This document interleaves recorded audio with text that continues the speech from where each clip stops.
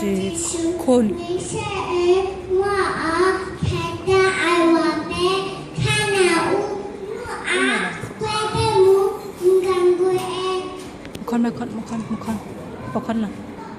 Một con làm con ngay con là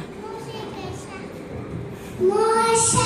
kể xa xuống là ai ca nu thế kể na xuống là chỉ sai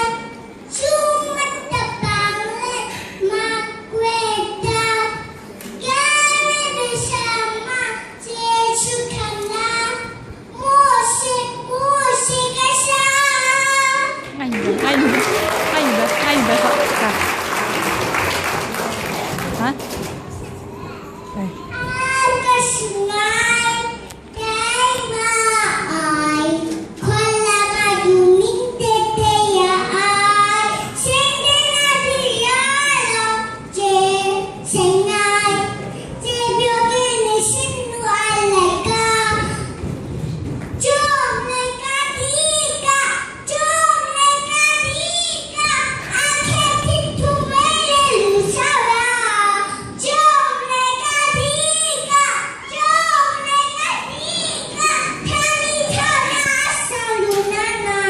chú bà sai